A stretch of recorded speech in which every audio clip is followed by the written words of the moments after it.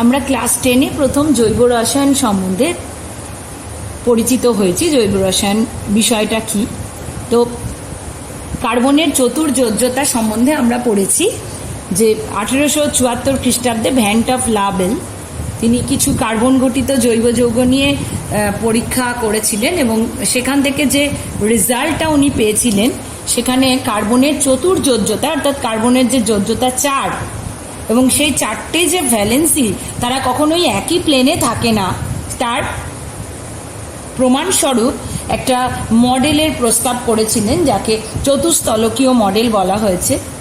এবং সেই চতুস্থলকীয় মডেলে কি বলা হয়েছে, কার্বন একটি সমচতুস্থলকের কেন্দ্রে অবস্থিত এবং তার 4টি যোজ্যতা ওই চতুস্থলকেরই 4টি শীর্ষবিন্দুর দিকে প্রসারিত থাকে এবং যে কোনো দুটি যোজ্যতার মধ্যবর্তী কোণ কত হয় না 109 ডিগ্রি 28 মিনিট হয়। তো এই যে বিশেষ ধরনের কার্বনের যে চতুর্যোজ্যতার মডেল তার সম্বন্ধে আমরা জেনেছি। নেক্সটলি আমরা দেখেছি যে কার্বনের একটা স্পেশাল প্রপার্টি যেটাকে কিনা ক্যাটিনেশন ধর্ম বলে। সেই ক্যাটিনেশন ধর্ম যেটা ল্যাটিন শব্দ ক্যাটিনা থেকে এসেছে, ক্যাটিনার মানে হচ্ছে শৃঙ্খল বা চেন, তার সাহায্যে কার্বন কি করতে পারে, সে চেন তৈরি করতে পারে। যেমন মনে করো তোমরা বন্ধুরা মিলে হাত ধরে কিছু একটা দাঁড়িয়ে রয়েছে কোনো একটা প্রোগ্রামের জন্য, তাতে কি হচ্ছে, ধরো হাত ধরে গোল হয়ে দাঁড়িয়ে রয়েছে, সেটা একরকম ভাবে দাঁড়ানো। আবার দুদিকে দুই প্রান্তে তাদের দুজনের হাত, একটা দিকের হাত খালি রয়েছে, বাকি অন্য হাতটি অন্য বন্ধুদের সাথে এরকম 10 জন 12 জন 15 জন দাঁড়িয়ে রয়েছে। তাহলে কি হচ্ছে, নিজেদের মধ্যে একটা সংযোগ তৈরি হচ্ছে। তো এই সংযোগটা কিরকম, ঠিক যেন চেনের মতো, তাই না? তো এই চেন তৈরি করতে পারে কার্বন পরমাণু বিভিন্ন সমযোজী এক বন্ধন বা দ্বিবন্ধন বা ত্রিবন্ধন দ্বারা যুক্ত হয়ে চেন বা শৃঙ্খল গঠন করতে পারে। তো সেই বিশেষ প্রপার্টিকে বলা হয় ক্যাটিনেশন প্রপার্টি। কার্বন ছাড়াও কিন্তু অন্যান্য কিছু মৌলতে এই ধর্ম দেখা যায়, যেমন ধরো অক্সিজেন, সালফার, সিলিকন প্রভৃতি। তো সেই চেন তৈরি করতে গেলে ওই যে আমি বললাম কখনো গোল হয়েও দাঁড়াতে পারো, তখন যে চেন তৈরি হচ্ছে তাকে আমরা বলছি বদ্ধ শৃঙ্খল, অর্থাৎ দুটি প্রান্ত একটি প্রান্ত অন্যটির সঙ্গে যুক্ত। কার্বনের ক্ষেত্রেও সেরকম হয়, একবার তার দুটো প্রান্ত ওপেন থাকে, আবার তার দুটো প্রান্ত যুক্ত থাকে, ঠিক এমনি করে। তো যখন যে সমস্ত জৈব যৌগে দেখা যাচ্ছে তার কার্বন পরমাণুগুলো পরস্পর যুক্ত হচ্ছে ঠিক এমনি করে, এখানে দেখো এক বন্ধন দ্বারা যুক্ত হয়েছে, এখানে দেখো দ্বিবন্ধন রয়েছে, বাকিগুলি এক বন্ধন। তো এইভাবে যে এমনভাবে যুক্ত হচ্ছে যে শৃঙ্খলের দুটি প্রান্ত, শেষ দুটি প্রান্ত অর্থাৎ এই প্রান্ত এবং এই প্রান্ত কি থাকছে, মুক্ত থাকছে। তখন তাদের বলা হচ্ছে মুক্ত শৃঙ্খল যৌগ বা অ্যাসাইক্লিক যৌগ অথবা অ্যালিফ্যাটিক যৌগ, ঠিক আছে। আবার যখন দেখা যাচ্ছে যে ওই দুটি প্রান্ত কখনোই মুক্ত নেই, পরস্পরের সঙ্গে যুক্ত হয়ে একটা বলয় তৈরি করছে বা একটা রিং ফর্ম করছে, তাকে বলা হচ্ছে বদ্ধ শৃঙ্খল বা সাইক্লিক যৌগ। তাহলে এই হচ্ছে কার্বনের শৃঙ্খল গঠনের যে পার্থক্য আমরা দেখতে পাই, অর্থাৎ কখনো মুক্ত হচ্ছে শৃঙ্খল, কখনো বদ্ধ হচ্ছে, সেটা সম্বন্ধে আমরা বুঝলাম। এখন অন দ্য বেসিস অফ ওই carbon chain, formation of carbon chain, অর্থাৎ ওই যে কার্বন শৃঙ্খল গঠন হচ্ছে এবং তার বিভিন্নতার উপর নির্ভর করে অর্গ্যানিক কম্পাউন্ডসকে বা জৈব যৌগকে ক্লাসিফাই করা যায়। তো তার প্রথম দুটি যে ভাগ, সেই প্রথম দুটি ভাগ হলো মুক্ত শৃঙ্খল বা অ্যালিফ্যাটিক, বদ্ধ শৃঙ্খল বা সাইক্লিক। মুক্ত শৃঙ্খলেরও আবার দুটি ভাগ রয়েছে, একটা হলো সরল মুক্ত শৃঙ্খল, একটা হলো শাখাযুক্ত মুক্ত শৃঙ্খল। বদ্ধ শৃঙ্খলেরও দুটি ভাগ, হোমোসাইক্লিক এবং হেটেরোসাইক্লিক। তো মুক্ত শৃঙ্খলের যে দুটি ভাগ, সেই দুটি ভাগে আগে আসছি। প্রথমটি হলো সরল মুক্ত শৃঙ্খল। সরল মুক্ত শৃঙ্খল কয় প্রকারের হচ্ছে না 2 প্রকারের হচ্ছে। সম্পৃক্ত এবং অসম্পৃক্ত। তো সরল মুক্ত শৃঙ্খল কাকে বলছে? না, যেখানে মুক্ত শৃঙ্খল কার্বন পরমাণুর সঙ্গে পরস্পরের সাথে সমযোজী এক বন্ধন দ্বারা যুক্ত হচ্ছে এবং সেখানে কোনো শাখা থাকছে না, অর্থাৎ একই সরলরেখায় রয়েছে, সেখানে কোনো ব্রাঞ্চিং নেই, তাকে সরল মুক্ত শৃঙ্খল বলছে। তো এই সরল মুক্ত শৃঙ্খল আবার দুই প্রকারের, একটা হচ্ছে সম্পৃক্ত, একটা হচ্ছে অসম্পৃক্ত। সম্পৃক্ত কাকে বলছে? না, যখন কার্বন কার্বন কেবলমাত্র এক বন্ধন থাকছে তাকে সম্পৃক্ত বলা হচ্ছে। যখন কার্বন কার্বন দ্বিবন্ধন অথবা ত্রিবন্ধন থাকছে তখন তাকে অসম্পৃক্ত বলা হচ্ছে। মনে করো এক্ষেত্রে 3টি কার্বন আছে, তাই এই সম্পৃক্ত যে জৈব যৌগটি তার নাম হবে প্রোপেন। তো এটা যেহেতু সরল মুক্ত শৃঙ্খল, অর্থাৎ একই চেনে রয়েছে, এখানে কোনো ব্রাঞ্চে, কোনো শাখায়, কোনো গাছের যেমন শাখা প্রশাখা হয় সেরকমই এখানেও হতে পারে, কিন্তু ওই শাখায় সেরকম কোনো কার্বন না থাকায় একে নর্মাল প্রোপেন বলা হচ্ছে। আর অসম্পৃক্ত যখন অসম্পৃক্ত সরল মুক্ত শৃঙ্খল, অর্থাৎ ডাবল বন্ডও হতে পারে, ট্রিপল বন্ডও হতে পারে। এখানে আমরা ডাবল বন্ডের এক্সাম্পলটা নিয়েছি, যেটা হলো কিনা বিউ2ইন। নেক্সট দেখব শাখাযুক্ত মুক্ত শৃঙ্খল কিরকম। শাখাযুক্ত সম্পৃক্ত মুক্ত শৃঙ্খল, অর্থাৎ যেখানে কার্বন কার্বন কেবলমাত্র এক বন্ধন। দেখো একটি উদাহরণ এখানে রয়েছে, নিওপেন্টেনের উদাহরণ। অসম্পৃক্তের উদাহরণ হচ্ছে নিচের যৌগটি। এক্ষেত্রে অসম্পৃক্ত কেন না, এখানে ডাবল বন্ড রয়েছে। আর শাখাযুক্ত, প্রত্যেকটি শাখাযুক্ত, অর্থাৎ দেখা যাচ্ছে যে সমস্ত মুক্ত শৃঙ্খলে সরল শৃঙ্খলের সাথে, অর্থাৎ এই মেন চেনের সঙ্গে এক বা একাধিক শাখা যুক্ত থাকছে। এখানে আমরা দেখছি 1, 2, অর্থাৎ 2টি শাখা যুক্ত আছে, এক্ষেত্রে একটি শাখা যুক্ত আছে, অর্থাৎ এক বা একাধিক শাখা যুক্ত থাকছে, তখন তাদের কি বলা হচ্ছে? শাখাযুক্ত মুক্ত শৃঙ্খল। নেক্সট আমরা দেখব বদ্ধ শৃঙ্খলের ভাগগুলি। বদ্ধ শৃঙ্খলের ক্ষেত্রে প্রথম ভাগটি হচ্ছে হোমোসাইক্লিক আর দ্বিতীয়টি হচ্ছে হেটেরোসাইক্লিক। তো হোমোসাইক্লিক যৌগ হচ্ছে যাদের বদ্ধ শৃঙ্খলে কেবলমাত্র কার্বন পরমাণুই রয়েছে, অর্থাৎ যেখানে রিং তৈরি হচ্ছে, যেখানে শুধু কার্বন পরমাণু রয়েছে, তাদের বলা হচ্ছে হোমোসাইক্লিক বা কার্বোসাইক্লিক। এর মধ্যেও আবার দুটি ভাগ, একটি হচ্ছে অ্যারোমেটিক, অর্থাৎ যেখানে এই রিংটি থাকবে, এই স্পেশাল রিংটি, এই রিংটিকে কি বলা হয়? একে বলা হয় বেনজিন। বেনজিন রিং, অর্থাৎ যে ক্ষেত্রে বেনজিন বলয় থাকবে যে সকল জৈব যৌগে, তাদেরকে বলা হচ্ছে অ্যারোমেটিক। অ্যারোমা কেন বলা হয়? অ্যারোমা অর্থ হচ্ছে সুগন্ধ। এই যৌগগুলির বিশেষ গন্ধ থাকে, তো এদেরকে বলা হচ্ছে অ্যারোমেটিক যৌগ। অ্যালিসাইক্লিক, অ্যালিসাইক্লিক হচ্ছে অ্যারোমেটিক নয়, অর্থাৎ যেখানে বেনজিন বলয় থাকছে না, সেই ধরনের যে হোমোসাইক্লিক যৌগ, তাদেরকে বলা হচ্ছে অ্যালিসাইক্লিক যৌগ। যেমন ধরো সাইক্লোবিউটেন। বিউটেন কেন? 4টি কার্বন আছে, তাই একে সাইক্লোবিউটেন বলছে। নেক্সট হচ্ছে হেটেরোসাইক্লিক। হেটেরোসাইক্লিকে কি হয়? হেটেরোসাইক্লিকে শুধুমাত্র কার্বন পরমাণু থাকছে না, তার সাথে এক বা একাধিক অন্য মৌলের পরমাণু থাকবে। যেমন পিরোল, এখানে কার্বন পরমাণু ছাড়াও রয়েছে নাইট্রোজেন পরমাণু।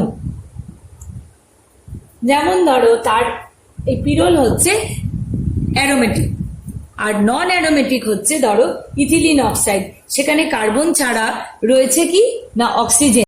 জৈব যৌগের শ্রেণী বিভাগের পর একটু জেনে নেব বা মনে করবো রাদার যে হাইড্রোকার্বনের যে শ্রেণী বিভাগ, মেনলি সম্পৃক্ত অসম্পৃক্ত, সেগুলি বলতে আমাদের ঠিক কি বোঝায়। হাইড্রোকার্বন অর্থাৎ নামটা শুনেই বোঝা যাচ্ছে যে কার্বন এবং হাইড্রোজেন সমন্বিত যৌগ। এখন এই এদের সম্পৃক্ত এবং অসম্পৃক্ত এই দুটি ভাগে কিভাবে ভাগ করা যায়?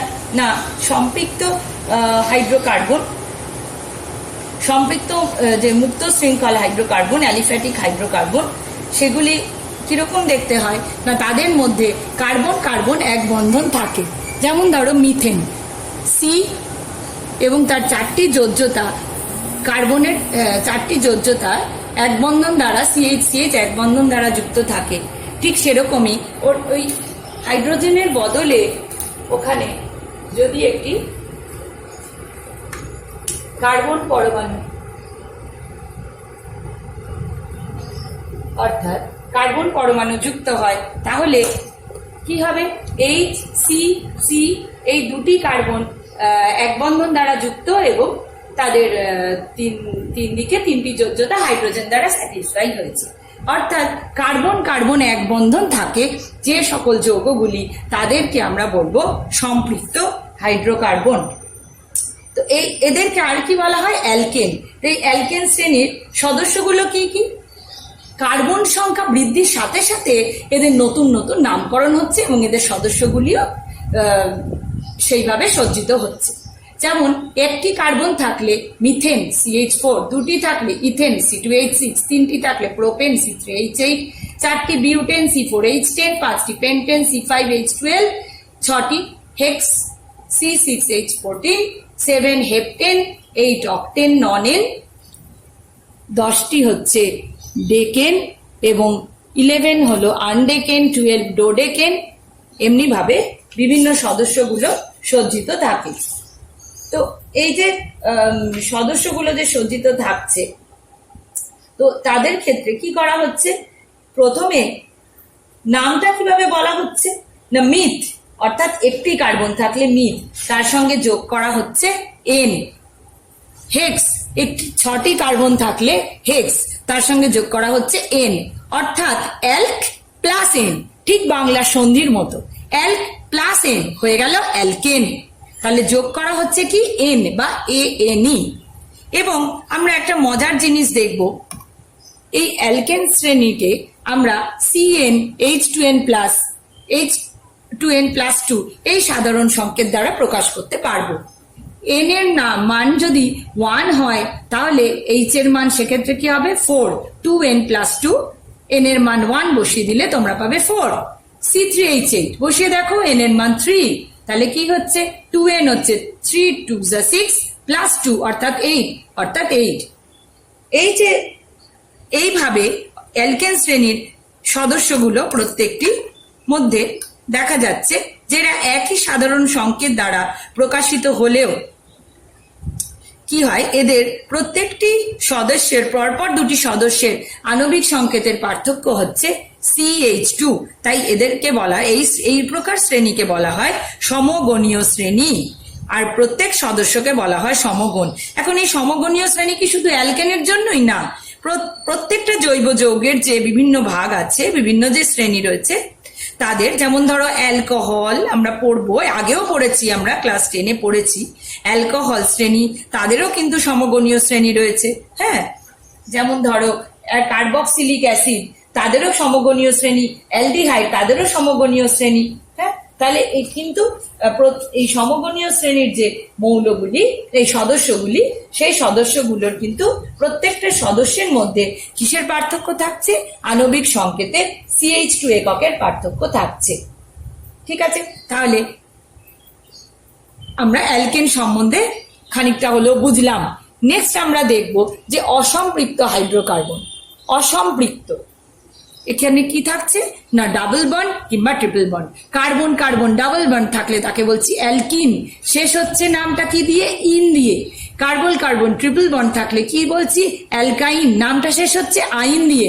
অর্থাৎ এন যেমন আগের বার যোগ হয়েছিল অ্যালকের সাথে, এক্ষেত্রে যোগ হবে ইন কিংবা আইন। দুটো কার্বন থাকলে ইথ, তাহলে আমরা C2H4 কে, তার গঠন সংকেত যদি এটা হয় তাহলে আমরা লিখতে পারবো ইথ যোগ ইন, ইথিন। তাহলে আমরা ছোট ছোট নাম দিব্যি বলতে পারছি। অ্যালকাইনের ক্ষেত্রে যদি 3টি কার্বন আমরা এঁকেছি, তাহলে 3টি কার্বন হলে আমরা এখন জানি প্রোপ, তাহলে প্রোপ প্লাস আইন, প্রোপাইন। অর্থাৎ এন ইন আইন যোগ করে আমরা এই সম্পৃক্ত অসম্পৃক্ত হাইড্রোকার্বনগুলোর প্রাইমারিলি যে নাম বলতে পারছি, যেখানে কোনো কিছুই যুক্ত করা নেই, কোনো সাবস্টিটিউয়েন্ট বা কোনো কার্যকরীমূলক এগুলো যুক্ত করা নেই। এই টার্মগুলো আগে পড়েছি, যদিও বারবার বলছি আগে পড়েছি, কারণ ক্লাস 10-এ আমাদের এগুলো পড়া হয়ে গেছে। যেহেতু আমরা 11 ক্লাসে এখন, তখন আরো নতুন কিছু জানতে হবে, কাজেই পুরনো পড়াগুলো কিন্তু একটু সকলকেই মনে করতে হবে। তো যদিও টার্মগুলো আমরা জানি, তাও আমরা এখন আবার করে রিভাইজ করে নেব। তো এই যে ধরনের অ্যালকেন বা অ্যালকিন বা অ্যালকাইন, যেখানে কিন্তু কোনো কার্যকরীমূলক, কোনো প্রতিস্থাপক ইত্যাদি যুক্ত করা নেই, তাদের নামকরণ কিন্তু আমরা সহজেই এখন করতে পারছি। এবং মনে করে নিই যে ইন আইন এদেরকে কি বলা হয় না, এদেরকে বলা হয় প্রধান প্রত্যয় বা প্রাইমারি সাফিক্স। তাহলে আমরা কিন্তু নামকরণের দিকে ইনিশিয়াল স্টেপটা পেরোলাম, আমরা প্রধান প্রত্যয় কি সেটা জানলাম। এখন আমরা একটা নতুন বিষয় জানবো যে কিভাবে অর্গানিক কম্পাউন্ডস এর স্ট্রাকচারাল রিপ্রেজেন্টেশন করা যায়। দেখো, এন হেক্সেন আমি লিখেছি, অর্থাৎ একটি হেক্সেনের গঠন সংকেত আমরা এখানে ড্র করেছি। হেক্সেন বলতে আমরা একটু আগেই মনে করলাম যে হেক্সেন বলতে 6টি কার্বনকে বোঝাচ্ছে। তাহলে CH3 CH2 CH2 CH2 CH2 CH3। তো এই যে ধরনের গঠন সংকেত, এগুলো আমরা লিখে অভ্যস্ত, এদেরকে বলা হয় ড্যাশ স্ট্রাকচার। এইভাবে ড্যাশ ড্যাশ দিয়ে লেখা হয়, এদেরকে বলা হয় ড্যাশ স্ট্রাকচার। একে কিন্তু ছোটও করা যায়, এটা যেমন এক্সপ্যান্ডেড ফর্ম, একে ছোটও করা যায়, যাকে আমরা বলবো কনডেন্স বা সংক্ষিপ্ত। তো কিভাবে করছি, মাঝখানে দেখো দুদিকে দুটো CH3 এবং মাঝখানে দেখো 4টি CH2 একক। তাহলে 4টি CH2 একককে আমরা ব্র্যাকেট দিয়ে যদি 4 হিসেবে লিখি, তাহলে প্রকাশ করা যায় কিভাবে, CH3 CH2 whole 4 CH3। That is the condense form, condense structure, সংক্ষিপ্ত গঠন সংকেত। এবং আরেকটি ধরনের গঠন সংকেত কি না, বন্ড লাইন বা বন্ধন রেখা। একে কিভাবে প্রকাশ করা হয়, দেখো তোমরা বলবে এখানে তো কিছুই নেই, কি বোঝা যাচ্ছে। এই যে প্রান্তীয় বিন্দুগুলোকে কি বলা হচ্ছে, একটি করে কার্বন। অর্থাৎ এখানে আসলে কি আছে, কার্বন। এখানে আসলে কি আছে, কার্বন। এখানে কি আছে, কার্বন, কার্বন এবং কার্বন। তাহলে 1 2 3 4 5 6। তাহলে আমরা কাকে এঁকেছি, এখানে কিন্তু কোনো দ্বিবন্ধন নেই, ত্রিবন্ধন নেই, কিচ্ছু নেই। তাহলে আমরা কাকে আঁকতে পেরেছি না, হেক্সেনকে আঁকতে পেরেছি। তাহলে এই যে ধরনের লাইনের সাহায্যে প্রকাশ করা যায়, অর্থাৎ এই যে এনটা বলছি CH3, তুমি বলবে এখানে হাইড্রোজেন নেই, কিন্তু ওটা আন্ডারস্ট্যান্ডিং অবস্থায় রয়েছে, অর্থাৎ আমরা বুঝে নেব। এখানেও তো হাইড্রোজেন নেই বলবে, কিন্তু সি দিলেই আমরা বুঝে যাব যে ওখানে ওর ভ্যালেন্সি স্যাটিসফাইড হয়ে রয়েছে, অর্থাৎ হাইড্রোজেন রয়েছে, সেগুলোকে আর আলাদা করে আমাদের ড্র করতে হবে না। তো এই ধরনের গঠন সংকেতকে বলবো বন্ড লাইন বা বন্ধন রেখা। যেহেতু রেখার সাহায্যে প্রকাশ করা হয়েছে বন্ধনকে, তাই এদের বন্ড লাইন বা বন্ধন রেখা স্ট্রাকচার বলবো। নেক্সট যেটা আছে 3D রিপ্রেজেন্টেশন। এটা একদম এই একটা ত্রিমাত্রিক বিন্যাস। তো সেক্ষেত্রে কি হচ্ছে, আমরা ইথানলকে নিয়েছি। আমরা ইথানলের ফর্মুলা নিশ্চয়ই মনে আছে আমাদের, CH3 CH2OH, OH অর্থাৎ OH এই কার্যকরী মূলক থাকলে আমরা সেই শ্রেণীর যৌগকে অ্যালকোহল বলি। তাহলে ইথানলকে কিভাবে রিপ্রেজেন্ট করা হয়েছে দেখো, COH অর্থাৎ এইভাবে ও ত্রিমাত্রিক বিন্যাসটি ওর এভাবে থাকে।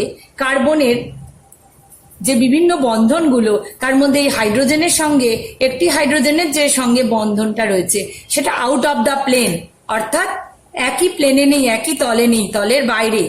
তাই যে দেখছে, ধরো যে অবজারভার, তার থেকে ও দূরে রয়েছে। আর বোল্ড লাইন এরকম ত্রিভুজের মতো দিয়ে যে বন্ধন করা হয়েছে হাইড্রোজেনের সাথে, সেটাও আউট অফ দ্য প্লেন, কিন্তু অবজারভারের দিকে। মনে করো এই যে আমার দিকে, আমি যদি অবজারভার হই, এই প্লেনটা কিভাবে আসছে, তোমাদের দিকে এইভাবে রয়েছে। তুমি যদি অবজারভার হও, তোমার দিকে এইভাবে রয়েছে এই হাইড্রোজেনটা, আউট অফ দ্য প্লেন, কিন্তু অবজারভারের দিকে। আর এই হাইড্রোজেনটা যেটা ড্যাশ ড্যাশ দিয়ে চিহ্নিত করা হচ্ছে, এটা অবজারভারের থেকে দূরে, অর্থাৎ আমাদের থেকে দূরে। আর এই CCH3 এবং COH, এই যে দুটি বন্ধন এরা কিন্তু প্লেনে রয়েছে, অর্থাৎ একই তলে রয়েছে। অর্থাৎ এইভাবে ত্রিমাত্রিক বিন্যাসও আমরা ত্রিমাত্রিক বিন্যাস বলতে কি বোঝাচ্ছে এটাও আমরা কিন্তু জানলাম। এখন একটা কোয়েশ্চেন দিচ্ছি, দেখো, what is the correct bond line formula for C? দেখো CH3CCCH3, অর্থাৎ এই কার্বনের সঙ্গে দুটি CH3 এবং একটি হাইড্রোজেন, এই কার্বনের সঙ্গে দুটি CH3 ও একটি হাইড্রোজেন। তাহলে কোন বন্ড লাইন স্ট্রাকচার দিয়ে প্রকাশ করা যাবে আমরা নিজেরা করে দেখব। দুটো কার্বন, তার জন্য একটা দাগ, একটা বন্ড, এই দুটো কার্বনের জন্য, তাই তো? তাহলে আবার এই দুটো কার্বনের কি আছে, আমরা শুধু কিন্তু এখানে কার্বন কার্বন বন্ধনকেই এঁকেছি বন্ড লাইনে। তাহলে আমার দুটো কার্বন, মাঝখানের দুটো কার্বনকে আগে যদি এঁকে নিই, CC আমি নাম্বার দিলাম 1 2 3 4 নাম্বার দিয়েছি, এদেরকে দিলাম A B। তাহলে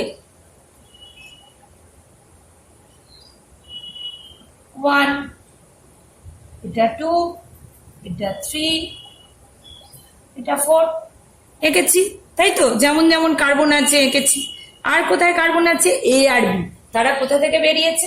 3 থেকে বেরিয়েছে A, 2 থেকে বেরিয়েছে B। আর কি কার্বন আছে? নেই। আর হাইড্রোজেন আমরা বন্ধন কার কার রাখছি? সবসময় কার্বন কার্বনের বন্ধন আছে। তাহলে আর যেহেতু এখানে কোনো কার্বন নেই, কাজে আর কোনো বন্ধন রেখা এখানে আঁকা হবে না। সুতরাং স্ট্রাকচারটা কোনটা হবে? এটা কিন্তু নয়। তাহলে আমরা structural representation of organic compounds মোটামুটি বুঝলাম।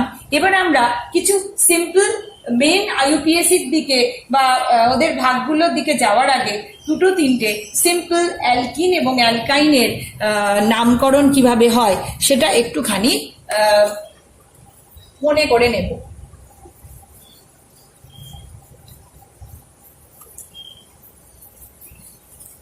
আমরা বোধহয় ক্লাস 10-এ কেবলমাত্র একটি দ্বিবন্ধন, একটি ত্রিবন্ধন, এই ধরনের স্ট্রাকচার গুলোই কিন্তু এঁকেছি।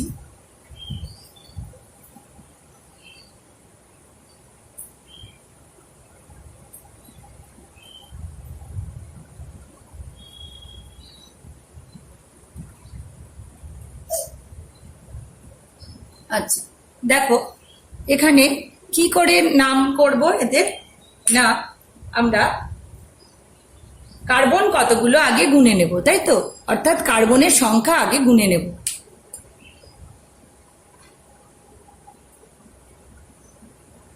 কটা কার্বন আছে? না 5টা কার্বন, সুতরাং পেন্ট হবে। ঠিক আছে, এবারে দ্বিবন্ধনগুলো কোথায় কোথায় অবস্থিত? না 2 আর 3 কার্বনের মাঝে কিংবা 4 আর 5 কার্বনের মাঝে। এবারে আমি বলবো যে যদি আমরা এই দিক দিয়ে নামকরণ করি তাহলে দ্বিবন্ধনগুলো কোথায় কোথায় পাচ্ছি? 2 আর 4-এ পাচ্ছি। কিন্তু যদি উল্টো দিক দিয়ে নামকরণ করি 1 2 অর্থাৎ এই কার্বনকে 1 দিই, তাহলে আমরা দেখব 1-এ এবং 3-তে পাচ্ছি।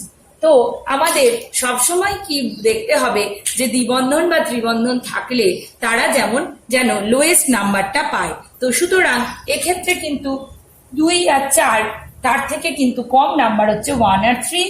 কাজেই আমরা উপরের যে নাম্বারিংটা করলাম তার দিকেই যাব, এইটার দিকে যাব না।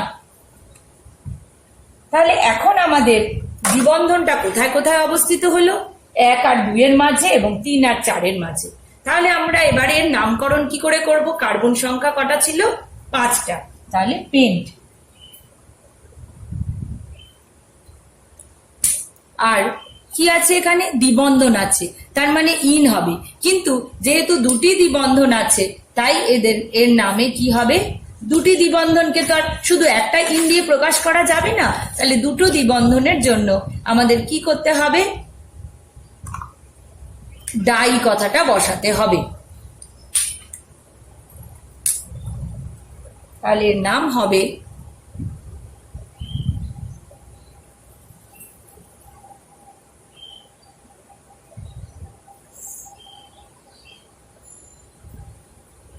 Paint a die in. তাহলে 5টি কার্বন থাকলে এর নাম কি হবে? পেন্টের সাথে একটা এ যোগ হচ্ছে। কেন এ যোগ হচ্ছে না, যদি এই যে ইন, আমরা কি জানি এখন যে ইন, এন, আইন এরা কি প্রাইমারি সাফিক্স বা প্রধান প্রত্যয়, প্রাইমারি সাফিক্স।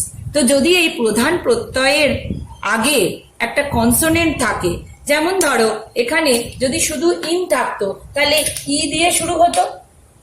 আমরা জানি কি ভাওয়েল কোনগুলো? এ, ই, আই, ও, ইউ, এরা ভাওয়েল। তাহলে যদি ইন থাকতো, শুধু ইন থাকতো, তাহলে কি দিয়ে শুরু হতো? ই দিয়ে শুরু হতো। যদি ই দিয়ে শুরু হতো তাহলে এই এ যোগ হতো না। কিন্তু যদি সেখানে ডাই ইন হয় তাহলে ডি দিয়ে শুরু হচ্ছে, তাহলে একটা কনসোনেন্ট দিয়ে শুরু হচ্ছে। যখন কনসোনেন্ট দিয়ে শুরু হবে তখন পেন্টের পাশে একটা এ যোগ হবে। অর্থাৎ আবারও বলি, যদি একটা সিঙ্গেল বন্ড থাকতো তাহলে কিন্তু আমরা কি লিখতাম? মনে করো CH3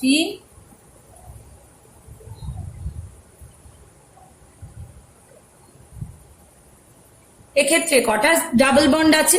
কটা ডাবল বন্ড আছে? একটা ডাবল বন্ড আছে। তাহলে 1 2 3 অর্থাৎ 3টে কার্বন, 3C, তার মানে প্রো। তাহলে এটাকে আমরা কি লিখবো? Pro plus in. এখানে কিন্তু কোনো প্রোপা এলো না, এ এলো না, প্রো প্লাস ইন, তাহলে এটা লিখবো প্রোপিন। কিন্তু যে মুহূর্তে দুটো ডাবল বন্ড হয়ে যাচ্ছে তখন কি আসছে? ডাই কথাটা আসছে, অর্থাৎ ইংলিশে ডি, তার মানে একটা কনসোনেন্ট আসছে। এ, ই, আই, ও, ইউ ভাওয়েল, এখানে একটা কনসোনেন্ট আসছে। কনসোনেন্ট আসলে কি হবে? একটা এ যোগ হবে। তাহলে এর নাম কি হবে? Pentadiene. ঠিক আছে। সিমিলারলি যদি অ্যালকাইন হয় অর্থাৎ ট্রিপল বন্ড থাকে তাহলেও কিন্তু একই রকম নিয়ম হবে।